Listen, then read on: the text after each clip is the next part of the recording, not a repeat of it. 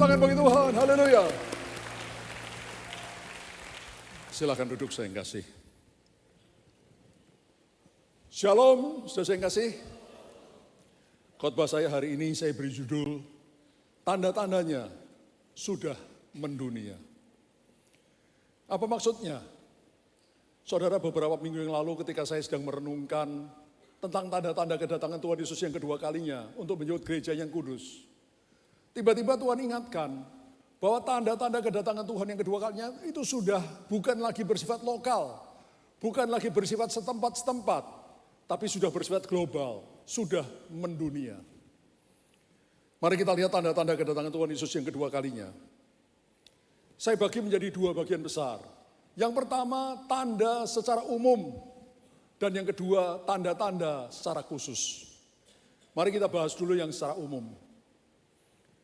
Tanda pertama adalah penyesatan. Apa saudara? Penyesatan. Ketika murid-murid Yesus bertanya, Guru, apa tanda kedatanganmu dan tanda kesudahan dunia? Tuhan Yesus menjawab, jawab Yesus pada mereka, waspadalah supaya jangan ada orang yang menyesatkan kamu. Jadi tanda pertama kedatangan Tuhan adalah penyesatan. Katakan penyesatan. Saudara, dari zaman murid Yesus, para rasul, penyesatan itu sudah ada. Kalau sudah baca tulisan para rasul, di sana sudah kelihatan ada penyesatan-penyesatan. Ada orang-orang yang menyesatkan jemaat, sudah ada. Bahkan Tuhan Yesus sendiri di dalam kitab Wahyu, ketika memberikan pesan pada 7 sidang jemaat di Asia Kecil melalui Rasul Yohanes. Yesus menyebutkan, hati-hati dengan ajaran Biliam, hati-hati dengan ajaran Nikolaus, itu pengajar-pengajar sesat, saudara. Saat ini penyesatan itu semakin bertambah-tambah. Apalagi di negara-negara yang mayoritas Kristen, seperti Amerika Serikat, itu kita kenal adanya David Kores, kita kenal adanya People's Temple, ya, kuil rakyat, ya, yang melakukan bunuh diri massal di Guyana, Perancis. Ada Father Divine, macam-macam, saudara. Seperti juga Korea Selatan yang ada banyak orang Kristen. Di sana juga ada banyak ajaran sesat, saudara. Dan yang paling berbahaya adalah Shinjonji. Apa, saudara? Shinjonji. Gereja Shinjonji itu di Korea Selatan, itu setiap tahun mengadakan semacam sekolah Alkitab. Dan meluluskan ribuan siswa yang disesatkan dan untuk menyesatkan juga orang lain. Bahkan saya pernah membaca di Indonesia mereka juga mengadakan semacam sekolah Alkitab, saudara. Ya, jadi saudara hati-hati. Ya, kalau mau ikut kursus Alkitab atau sekolah Alkitab dan sebagainya, pastikan siapa yang mengadakan. Ya, jangan sampai ikut-ikut yang sesat begini, saudara. Nanti menghancurkan iman kita. Saudara, tapi yang paling menyedihkan adanya penyesatan melalui LGBT. Apa, saudara? LGBT, lesbian, gay, bisex, transgender. Mulai tahun 2001, negara Belanda menjadi negara pertama yang mengesahkan LGBT. Laki-laki boleh menikah dengan laki-laki, perempuan dengan perempuan. Wah, itu mengerikan, saudara, ya.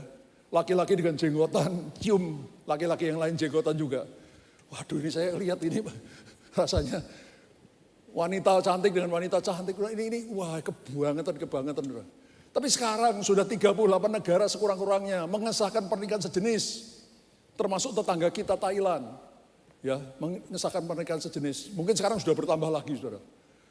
Dan yang luar biasa, ini roh LGBT ini merandanya luar biasa. Ada jemaat kita di sini yang menikah dengan orang Belanda jadi pindah ke sana, saudara. Dia pernah cerita, adiknya itu sudah menjadi warga negara Belanda karena menikah dengan orang Belanda. Dan mereka punya anak-anak yang masih kecil. Adiknya jemaat kita itu kepingin kembali ke Indonesia. Kenapa? Karena ketika anak-anak kecilnya itu disekolahkan di playgroup TK, itu sama gurunya diajari, kamu mau jadi laki atau perempuan? Kalau mau jadi laki, ya diajarin kayak laki. Kalau mau jadi perempuan, diajarin kayak perempuan. Tidak peduli jenis kelaminnya. Suruh milih anak kecil. Ya, mau jenis kelamin apa? Ini betul-betul merusak rencana Allah. Ya, kalau sudah dijadikan laki-laki, ya laki-laki. Kalau dijadikan perempuan, perempuan. Ya, jangan aneh-aneh, saudara. Tapi penyesatan ini sudah melanda ke seluruh dunia. Ya, saya bersyukur Indonesia belum mengalami, tapi kita lihat ya, laki-laki sama laki-laki, ya mau ngomong ini sahabat baik Pak. Ya. Tapi jangan sampai yang aneh-aneh. Ya. Dulu orang tua itu kalau laki-laki dengan laki-laki, saya dengan teman laki-laki saya main di kamar nggak curiga orang tua saya. Kalau sekarang patut dicurigai, patut diperiksa. Perempuan dengan perempuan juga gitu. Ya sekarang ini sangat menyedihkan. Tapi saya percaya di sini tidak ada. Ya jangan sampai ada. Kalau ada bertobat. Ini sudah mendunia saudara ya. Penyesatan sudah mendunia. Apalagi yang mendunia penyesatan tanda zaman. Deru perang. Saudara, deru perang itu adalah kabar-kabar tentang perang. Dari zaman dulu ada deru perang, kabar perang ada saudara. Tapi kalau peperangan terjadi di benua Amerika, di sini kita di Asia atau di Indonesia itu berbulan-bulan baru dengar kabarnya. Karena waktu itu transportasi melalui kapal, laut dan sebagainya. Tapi sekarang deru perang itu terjadi pada saat live, saudara. Pada saat itu terjadi di Amerika, di sini juga terjadi. Kita tahu saudara, melihat. Saya tidak pernah lupa ketika teroris menyerang WTC, World Trade Center di New York, Amerika Serikat.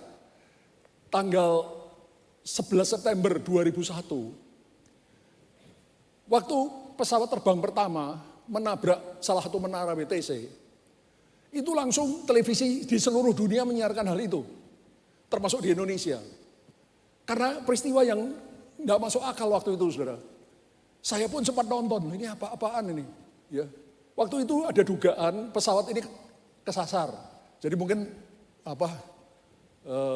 pilotnya sakit atau bagaimana, jadi pesawatnya nyelonong nabrak gedung. Tapi di depan mata kita, live. Kita lihat pesawat kedua tiba-tiba muncul, saudara. Dan dengan sengaja menabrakkan diri ke menara WTC. Jadi kita langsung tahu, oh ini teroris, nggak mungkin kebetulan. Dan tidak lama kemudian kedua gedung World Trade Center runtuh dengan debu yang sangat besar. Kabar perang itu sudah menjadi nyata. Ya. Seluruh dunia menyaksikan peristiwa yang sama pada saat yang sama. Ini sudah digenapi. Apalagi yang digenapi mendunia, peperangan. Tadi kan kabar perang, kabarnya. Peperangannya sendiri, itu juga sudah mendunia. Ya tahun 1914 sampai 1918 terjadi perang dunia pertama. Banyak sekali negara yang terlibat. Dan ada 38 juta orang yang meninggal dunia atau hilang atau luka-luka. 21 tahun kemudian, jauh lebih hebat terjadi perang dunia kedua. Yang terlibat jauh lebih banyak negara. Termasuk Indonesia kena dampaknya. Saudara ingat waktu itu tentara Jepang menyerbu Indonesia, saudara. Ya, dalam perang dunia kedua. Itu dari 1 September 1939 sampai 2 September 1945. Jauh lebih banyak negara yang terlibat. Kemudian senjatanya jauh lebih canggih. Bahkan di akhir perang dunia kedua, itu Hiroshima dan Nagasaki di Jepang dibom atom oleh sekutu, saudara. Sampai Kaisar Jepang menyerah dan perang dunia kedua selesai. Senjatanya jauh lebih mutakhir. Sehingga korbannya jauh lebih banyak. Lebih dari 100 juta orang mati. Atau hilang. Atau terluka. Sangat mengerikan. Dan kalau kita lihat tanda-tanda zaman sekarang. Ya dengan terjadinya perang dagang. Antara Tiongkok dengan Amerika Serikat. Ini sangat mengerikan, saudara. Ya. Ini bisa menggiring ke arah terjadinya perang dunia ketiga. Dan kalau perang dunia ketiga terjadi, itu bukan pakai senjata konvensional, saudara, pakai senapan, pakai meriam, enggak, saudara, nuklir. Dan itu akan membunuh begitu banyak manusia di atas muka bumi. Jadi tanda kedatangan Tuhan, peperangan itu sudah digenapi dan mendunia. Kita lihat tanda berikutnya, bencana alam. Dari dulu ada bencana alam, yes. Tapi akibat perubahan iklim, bencana alam itu mendunia, seluruh dunia terjadi hampir bersamaan. Saudara, dengan perubahan iklim, maka satu daerah mengalami kekeringan yang luar biasa. Di daerah lain mengalami banjir yang luar biasa. Sampai Arab Saudi, negara padang pasir, itu terjadi banjir bandang. Mobil-mobil bisa hanyut, saudara. Itu tidak masuk akal, saudara ya. Negara padang pasir bisa banjir bandang. Tanah longsor, angin ribut macam-macam. Di kita pun di Depok pun sudah sering terjadi angin ribut sudah. Ya di tempat saya beberapa pohon tumbang, di sini juga ada pohon-pohon yang tumbang karena angin ribut. Dulu enggak seperti itu Pak. Indonesia ini negara tropis. Biasanya angin ribut badai, apa itu siklon segala itu di daerah-daerah utara sana Pak. Ini Indonesia negara tropis. Sudah ngalamin angin ribut berkali-kali. Jadi kalau sekarang ada angin ribut kita enggak kaget Pak. Itu sudah biasa. Ya, sudah mendunia. Apalagi yang mendunia, kedurhakaan. Yesus berkata karena kedurhakaan bertambah-tambah, maka kasih kebanyakan orang menjadi dingin. Saudara, zaman saya muda, sudah ada kejahatan, pembunuhan ada. Tapi jarang, enggak sering terjadi. Sekarang kalau kita nonton TV atau baca koran, sebentar-bentar kita dengar pembunuhan, perkosaan, macam-macam, korupsi, macam-macam yang luar biasa, saudara. Sekarang enggak kaget, saudara. Suami membunuh istri, istri membunuh suami. Orang tua bunuh anak, anak bunuh orang tua. Kakak beradik saling membunuh. Sahabat teman saling membunuh. Itu seolah-olah sudah biasa. Dan makin hari makin mengerikan. Makin mengerikan, ada yang dicor dalam beton, macam-macam. Wah, ini benar-benar. Saya itu sebagai manusia kuno, saya pusing Mbak. Lihat kok zaman sekarang ini makin mengerikan. Tapi ini sedang menggenapi tanda-tanda kedatangan Tuhan yang kedua kalinya. Apalagi tanda kedatangan Tuhan yang sudah digenapi dan makin mendunia. Wabah penyakit. Dari zaman dulu sudah ada penyakit Pak. Tapi setempat-setempat. Ya, lokal di sini. Makin lama itu makin luas daerahnya. Pada tahun 1346 sampai 1353 terjadi wabah Black Death, kematian, maut hitam. Apa itu? Itu adalah wabah penyakit sampar, penyakit pes yang melanda benua Eropa, sebagian Asia, dan Afrika Utara. Korbannya hanya 75 juta manusia. Sekian tahun kemudian muncul lagi flu Spanyol yang menelan korban 21 juta manusia mati karena flu Spanyol. Dan yang paling anyar yang kita semua ngalami, COVID-19. Tahun 2020 sampai 2023 barusan. Kita alami sendiri bagaimana mal-mal tutup, gereja-gereja tutup, bahkan gereja kita pun tutup sekian bulan. Karena wabah COVID-19, bahkan banyak orang terkena COVID. Ya, saya pun pernah kena COVID sudah, tapi untungnya di ujung-ujung, jadi orang sudah lebih siap. Tapi yang permulaan itu banyak yang mati, teman kita, sahabat kita, saudara kita banyak yang mati kena COVID. Kuburan-kuburan jadi penuh, saudara. Ya, itu luar biasa sekali. Bahkan saya lihat orang-orang yang kekar, ya, saya punya teman, maaf Pak, orang Ambon, wah kuat, kekar. Badannya seterak. Mati kena COVID Pak. Saya nggak pernah duga Pak. Terus teman saya Karayon itu di Bandung. Itu Pak David Sakra itu. Orangnya sehat walafiat Pak. Di awal COVID beliau kena dan meninggal dunia. Dan itu banyak sekali di Rayon 9 juga banyak yang kena. Banyak yang meninggal dunia. Saudara saya sedih tapi ini menunjukkan bahwa tanda kedatangan Tuhan sudah makin lama makin digenapi. Dari lokal sudah mendunia. Dan ada lagi tanda-tanda, tapi saya nggak sempat seluruhnya, ya waktunya juga enggak ada. Kita langsung ke tanda yang terakhir. Tanda terakhir kedatangan Tuhan yang kedua kalinya adalah Injil diberitakan di seluruh dunia. Saudara, Yesus berfirman dalam Matius 24 ayat 14. Dan Injil kerajaan Allah akan diberitakan di seluruh dunia menjadi kesaksian bagi semua bangsa. Sesudah itu tibalah kesudahannya. Artinya apa? Injil diberitakan seluruh dunia itu menjadi tanda terakhir. Sesudah itu tiba kesudahannya. Saudara, perhatikan apa yang saya katakan. Sebetulnya banyak pelosok-pelosok daerah di dunia ini yang belum dengar berita Injil. Tetapi dengan munculnya internet, sekarang Injil bisa masuk ke semua pelosok dunia. Asal ada internet, itu orang bisa klik, bisa melihat, mendengar, menyaksikan berita Injil. Pendeta manapun, dalam negeri, luar negeri, siapapun, itu bisa dicari di internet, saudara. Dan gereja kita pun banyak memasukkan khotbah-khotbah, pengajaran-pengajaran di internet, saudara. Jadi sekarang berita Injil itu nyebar kemana-mana melalui internet. Dengar baik-baik, saudara. Tuhan Yesus tidak mengatakan semua orang yang jadi Kristen. No, itu bukan kata Tuhan. Yesus berkata bahwa Injil kerajaan diberitakan menjadi kesaksian baru tiba kesudahan. Artinya gini, semua manusia punya kesempatan mendengar berita Injil. Punya kesempatan. Tapi apakah mereka mau pakai kesempatan itu atau tidak? It's up to you. Tapi Tuhan adil. Kesempatan sudah diberikan. Kalau menolak, binasa, it's up to you. Do you understand? Berikan tepuk tangan dulu bagi Tuhan. Haleluya. Nah itu tanda-tanda umum, saudara. Sekarang kita langsung saja masuk ke tanda-tanda khusus. Kedatangan Tuhan yang kedua kalinya. Ada banyak. Tapi siang hari ini saya hanya angkat 2, saudara. Waktunya juga tidak cukup. Tanda khusus yang pertama. Digital currency dan New World Order. Mata uang digital dan tatanan dunia baru. Tatanan pemerintahan dunia baru yang nanti akan dikuasai, dipimpin antikris.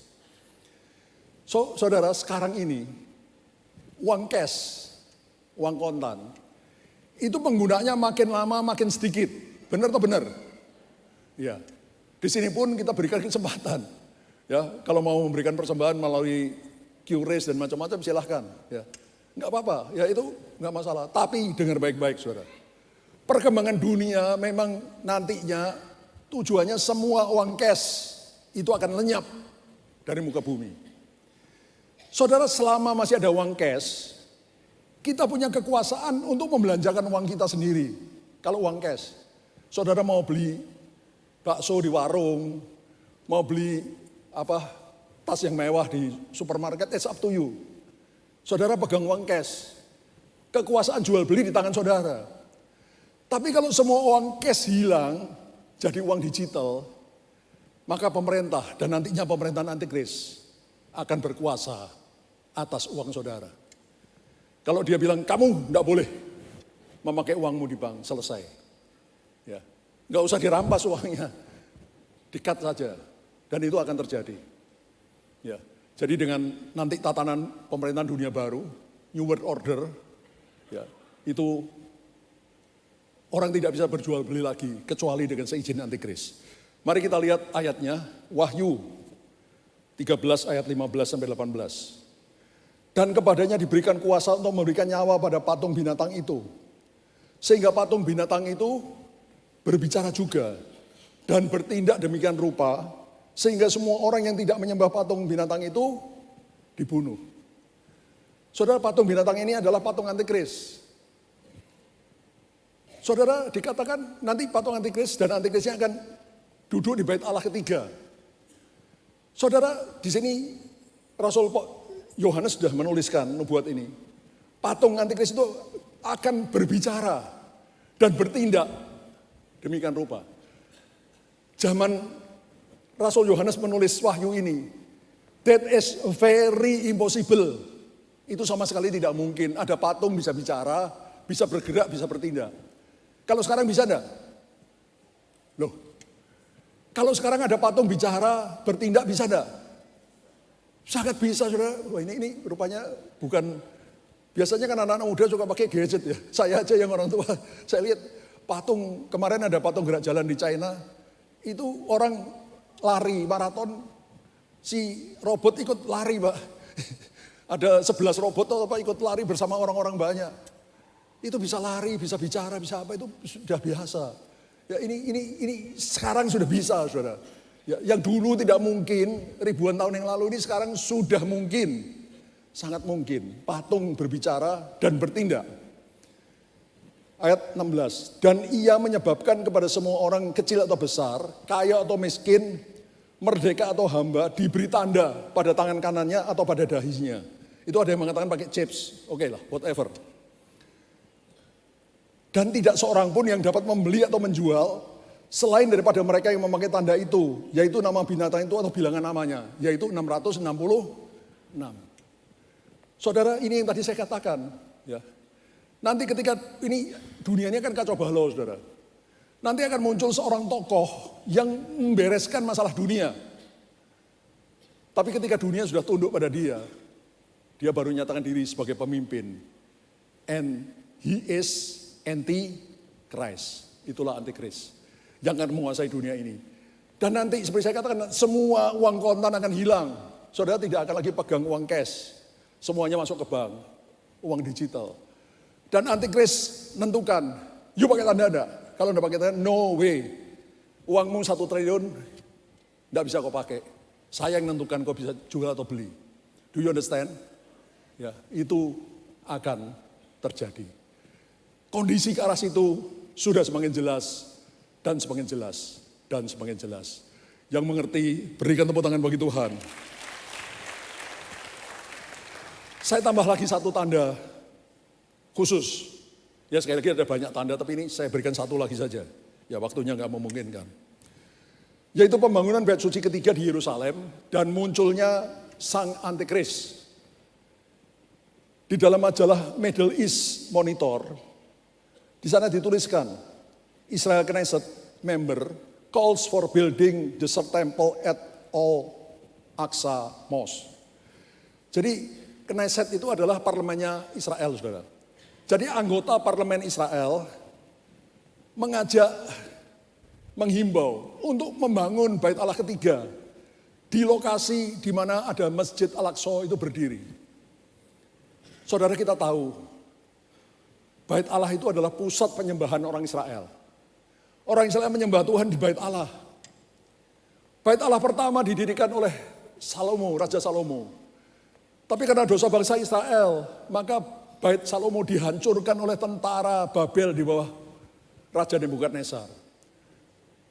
Banyak orang Israel dibawa dengan tertawan ke Babel. Bait Allahnya hancur sama sekali. Tapi kemudian sekian tahun kemudian mereka diizinkan kembali ke Yerusalem, membangun kembali kota Yerusalem dan membangun kembali bait Allah.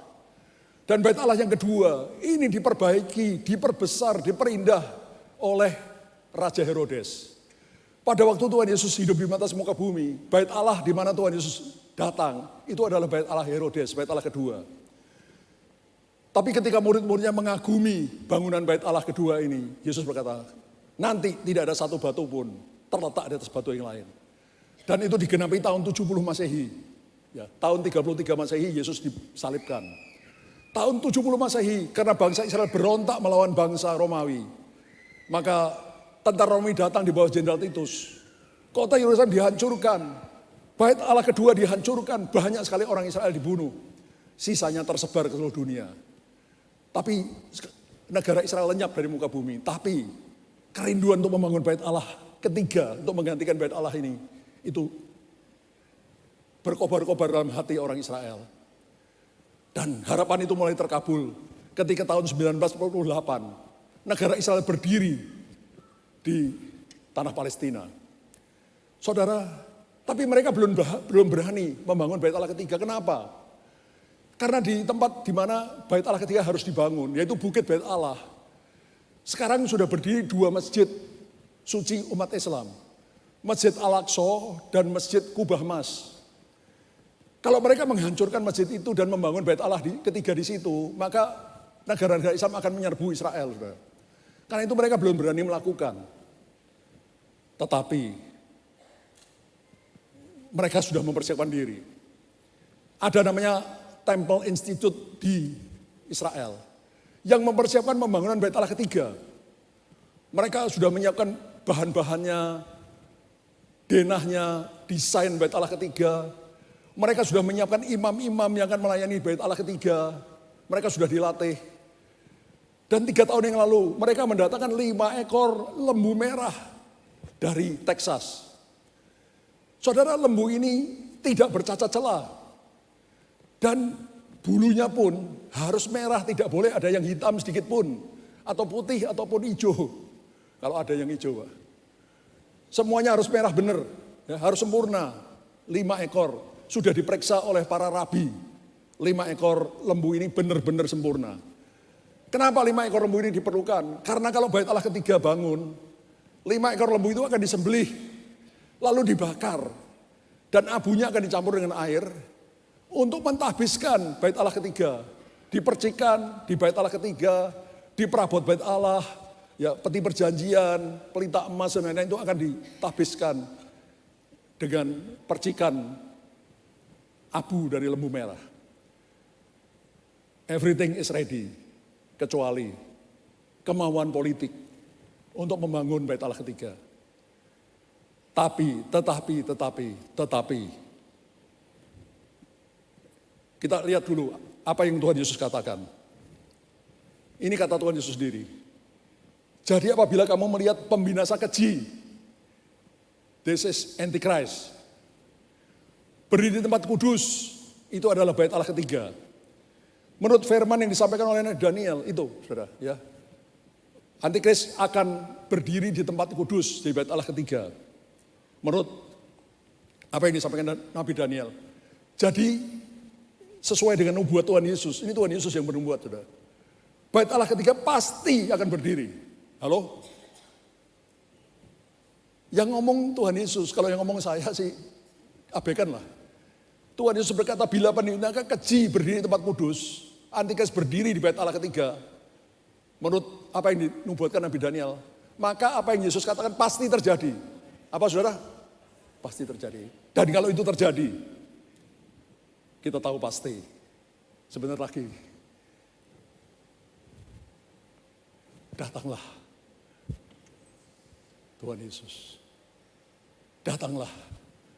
Sudah pasti. Ya kalau tadi kan tanda-tanda masih begini, masih begitu, orang bisa bantah gini. Tapi kalau Bait Allah ketiga sudah berdiri, itu tanda yang pasti. Tanda yang apa? Pasti. Yesus pasti segera datang. Dan yang paling luar biasa, Perdana Menteri Israel saat ini namanya Benjamin Netanyahu. Next. Dia sudah 3 kali memerintah Israel. Tapi dalam masa pemerintahan yang ketiga sekarang, itu dari tahun 2022, dia sudah mengatakan, berjanji, dalam masa pemerintahan dia yang ketiga ini, Bait Allah ketiga akan dibangun. Benjamin Netanyahu memerintahnya yang ketiga ini tahun 2022. Pemerintahan Israel, Perdana Menteri Israel 4 tahun. Jadi sampai 2026. Sekarang tahun berapa Pak? 2025. You know what will happen. Saudara tahu apa yang terjadi kalau Benjamin Netanyahu ini menggenapi janjinya. Dalam masa pemerintahan saya yang ketiga, saya akan membangun Bait Allah yang ketiga. Dan kalau ini digenapi, datanglah Tuhan Yesus. Datanglah segera. Kami rindu menyongsong kedatangan-Mu. Do you understand? Berikan tepuk tangan bagi Tuhan. Jadi kita sudah lihat, saudara. Tanda-tanda kedatangan Tuhan yang kedua kalinya secara umum sudah digenapi. Dari tanda tadinya lokal, sekarang sudah mendunia, sudah menjadi global. Apalagi tanda-tanda khusus. Sudah makin digenapi, dan makin digenapi. Lalu pertanyaannya, apa yang harus kita lakukan? What we have to do? Apa yang harus kita lakukan ketika kita tahu semuanya ini seperti itu? Apa yang harus kita lakukan? Saudara, pada hari Jumat Agung yang bulan lalu, saya sudah menyampaikan tentang seorang anak desa yang diajar oleh pendetanya untuk membaca Mazmur 23. Mazmur 23 itu adalah Mazmur gembala. Tuhan adalah gembalaku, takkan kekurangan aku. Dia membaringkan aku di padang yang berumput hijau. Dia membimbing aku ke air yang tenang. Dia menyegarkan jiwaku. Dia menuntun aku di jalan yang benar oleh karena namanya. Sekalipun aku berjalan di dalam lembah kekelaman, namun aku tidak takut bahaya karena Engkau besertaku. Gadamu dan tongkatmu itu yang menghibur aku. Engkau memberi aku hidangan di hadapan para lawanku. Engkau mengurapi kepalaku dengan minyak. Pialaku penuh melimpah. Kebajikan dan kemurahan belaka menyertai aku seumur hidupku. Dan aku akan diam di rumah Tuhan sepanjang masa. Itu isinya Mazmur gembala. Mazmur pasal 23. Dalam bahasa Inggris The Lord is my shepherd. Ada seorang hamba Tuhan mengajar seorang anak desa untuk membaca Mazmur 23, Mazmur Gembala, Tuhan adalah gembalaku. Anak ini mulai membaca, The Lord is my shepherd. Hamba Tuhan ini berkata, salah nak, salah, ulangi. Anak ini mempercepat, The Lord is my shepherd. Salah nak, salah. Wah, jadi dipelanin lah, tadi dicepetin salah. The Lord is my shepherd. Masih salah nak. Wah, anak ini jadi tambah bingung. Dia coba berbagai macam cara untuk membaca. Tuhan adalah gembalaku, tapi salah semua. Akhirnya hamba Tuhan itu berkata, perhatikan nak. The Lord is my shepherd, itu terdiri dari 5 patah kata. The Lord is my shepherd. Cara bacanya gini nak. Pasang telunjukmu di jari pertama jempol. The Lord is my shepherd. Do you understand? No, I don't understand. Okay, I'll repeat it. You listen to me. Yeah. The Lord is my shepherd. Do you understand? Berkali-kali diterangkan, akhirnya anak itu bilang, yes, I do, I understand. Saudara, yang gembala ini ingin katakan, pendeta ini ingin katakan, jadikan Yesus itu gembalamu secara pribadi. Dunia sekarang begitu rusak. Apa yang kau andalkan, kekayaanmu, pangkatmu, kedudukanmu, relasimu, apapun juga, itu tidak bisa menolong kau ketika keadaan menjadi makin buruk. Satu-satunya yang bisa kau andalkan adalah Tuhan Yesus sebagai gembalamu. Saudara, dengar baik-baik. Pada zaman itu, seekor domba itu tergantung 100%. Berapa persen? 100% kepada gembalanya. Domba tanpa gembala zaman itu akan segera binasa. Karena waktu itu padang rumput Israel penuh dengan hewan buas. Singa, beruang, serigala, ular, macam-macam. Jadi tanpa gembala, seekor domba akan segera dihabisi oleh hewan-hewan buas itu. Dan juga domba itu tidak bisa cari makanan sendiri. Kalau di suatu tempat rumputnya habis, dia tidak bisa cari di tempat lain yang jauh, itu tidak bisa. Ya. Cari air yang tenang untuk minum juga tidak bisa. Dia tidak ngerti tentang hal-hal itu. Dan maaf, domba itu binatang yang lain dengan anjing misalkan. Anjing kalau dilepaskan suatu tempat, dia bisa kembali ke rumah tuannya. Domba kalau dilepaskan di padang, dia tidak akan bisa nyari kandangnya. Dia bukan hewan yang cerdas, saudara.